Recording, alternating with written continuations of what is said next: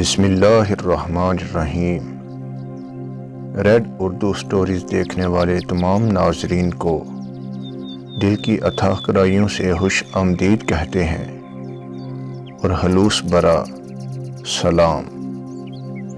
اگر آپ اس چینل پر نئے ہیں تو چینل کو سبسکرائب کر دیں۔ یہ آپ کی طرف سے ہمارے لیے ایک پیار اور حوصلہ افزائی ہے۔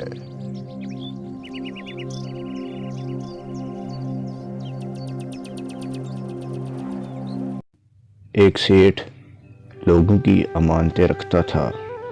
یہ اس زمانے کی بات ہے جس زمانے میں بینکوں کا رواج عام نہیں ہوا تھا۔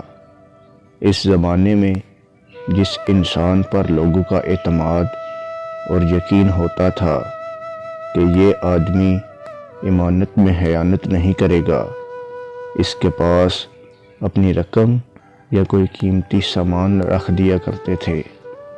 ایک آدمی سفر میں جا رہا تھا تو اس نے 5000 روپیہ امانت کے طور پر اس سیٹھ کے پاس رکھ دیا۔ 2-3 سال کے بعد جب سفر سے واپس آیا اور اپنی امانت سیٹھ کے پاس لینے گیا تو اس سیٹھ کی نیت خراب ہو گئی اور امانت کی رقم دینے میں ہیلے بہانے کرنے لگا۔ اسی طرح سے 5-6 مہینے گزر گئے۔ جس نے امانت رکھی تھی وہ بہت پریشان تھا کہ اپنی رقم حاصل کرنے کے لیے کیا کیا جائے۔ جس سے بھی شکایت کرتا وہ یہی جواب دیتا کہ ہم اس معاملے میں کچھ نہیں کر سکتے۔ اتفاق سے ایک عورت تھی، اس نے اس سے کہا کہ فلاں سیٹھ کے پاس میں نے 5000 روپیہ امانت کے طور پر 2-3 سال پہلے رکھے تھے، اب وہ مجھے پیسے واپس نہیں کر رہا، میں کیا کروں؟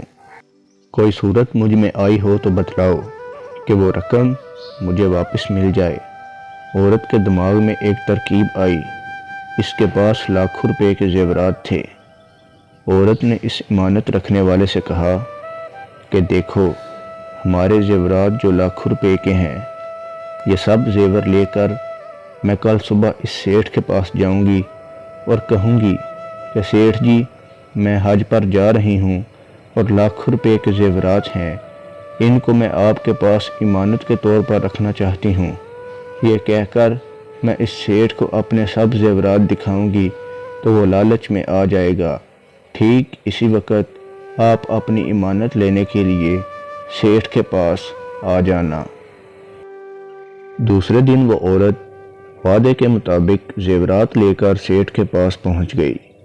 اس سیٹھ کو اپنے سب زیورات دکھانے لگی کہ ہم نے آپ کی بہت شہرت سنی ہے کہ آپ سے بڑھ کر فی الحال ایسا دوسرا انسان کوئی نہیں ہے جس کے پاس لاکھوں روپے کے زیورات رکھے جائیں۔ میں حج کو جا رہی ہوں اور یہ سب زیورات آپ کے پاس امانت رکھنا چاہتی ہوں۔ لاکھوں روپے کے زیورات دیکھ کر سیٹھ کے منہ میں پانی آ گیا کہ یہ تو بہت بڑا کام ہو گیا۔ اسی وقت وعدے کے مطابق وہ آدمی اپنی امانت سیٹھ کے پاس لینے کے لیے آ گیا۔ سیٹھ نے اس کو آتے ہوئے دیکھ کر سوچا کہ یہ آدمی ابھی اپنی امانت کا مطالبہ کرے گا اور میں لوگوں کی امانتیں دینے میں خیانت کرتا ہوں۔ اگر اس عورت کو پتہ چل گیا تو یہ زیورات ہاتھ سے چلے جائیں گے۔ یہ سوچ کر اس عورت پر اپنا اثر ڈالنے کے لیے اس کے بولنے سے پہلے ہی وسیم سے کہا کہ یہ جو آدمی آ رہا ہے، اس کے 5000 روپے ہمارے پاس امانت رکھے ہوئے ہیں، وہ اس کو دے دو۔ وسیم نے سنتے ہی 5000 روپے دے دیے۔ جب اس آدمی نے اپنی امانت اپنے ہاتھ میں لے لی تو عورت نے اپنے نوکر کو سمجھا رکھا تھا کہ تم ٹھیک اتنے بجے سیٹھ کے گھر آ جانا اور مجھے کہنا کہ آپ کو آپ کے خاوند جلد بلا رہے ہیں۔ اس نوکر نے ٹھیک اسی وقت آ کر عورت سے کہا کہ آپ کو آپ کے خاوند بلا رہے ہیں۔ یہ سنگر عورت نے اپنا بستہ بند کر دیا اور اٹھ کر چل دی۔ چلتے وقت عورت نے سیٹھ سے کہا کہ بعد میں آؤں گی۔ عورت کی چالاکی کامیاب ہو گئی۔ सेठ भी इस बात को समझ गया कि 5,000 रुपये निकालने के लिए इन लोगों की तरकीब थी। जिसको अपनी इमानत मिल गई थी वो खुशी के मारे सेठ के मकान के बाहर मैदान में नाचने लगा। सेठ भी इसको नाचते देखकर इसी मैदान में आकर नाचने लगा।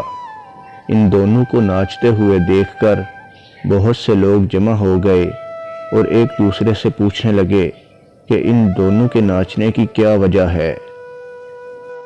जब सबको इनके नाचने की वजह मालूम हुई तो किसी ने सेठ से पूछा कि सेठ भी, इस आदमी को तो इसके 5,000 रुपये की इमानत मिली, वो इस खुशी में नाच रहा है, आपके नाचने की क्या वजह है? सेठ जी ने जवाब दिया कि मुझे एक सबक सीखने को मिला कि ज़्यादा रकम के लालच में आकर थोड़ी रकम किसी को वापस नहीं करना चाहिए। इमानत को जू का तू वापस करना वाजिब है, इसको ले लिया और वापस ना करना हराम है, इरशाद नबवी है। लिहाजा मुसलमानों को चाहिए कि अगर इनके पास कोई इमानत रखे तो इसमें खयानत ना